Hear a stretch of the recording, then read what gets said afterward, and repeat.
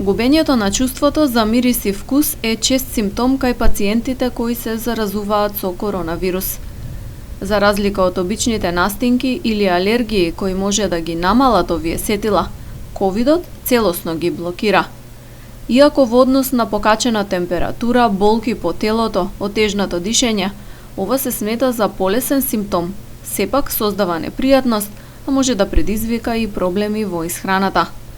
Доктор Насир Муслиу, оториноларинголог во Гостиварската болница, појаснува дека короната ги оштетува нервните завршетоци во носот, одговорни за одредување на мирисот.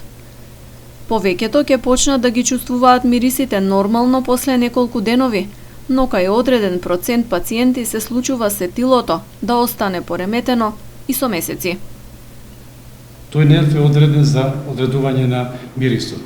Во овој случај кај ковид тие нервни завршетоци, значи нивните рецептори се оштетуваат, така што обичајно што сме имали пациенти,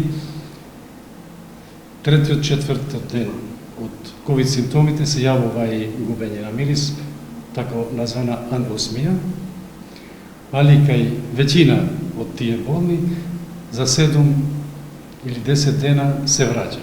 Кај одреден број останува со месеци, сега може да ќе има случај кај некој што нема да се јават.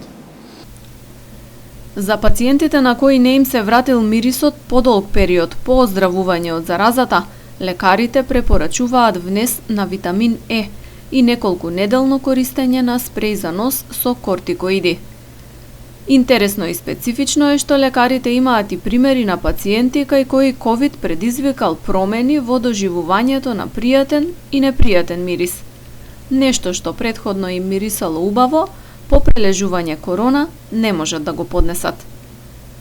Има слично што сме приметили кај ковид пациентите, освен губење на мирис, има случај кога не се губи мирис, него различито се осеќува. Значи, вместо да осеќа нешто добар мирис, ќе осеќа со промени.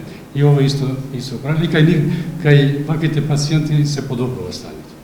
Според анализите на Институтот за јавно здравје, најчести симптоми кај заразените со коронавирус се покачена температура, кашлица и малаксаност, пошто на четврто место доаѓа ослабен или изгубен осет за мирис и вкус.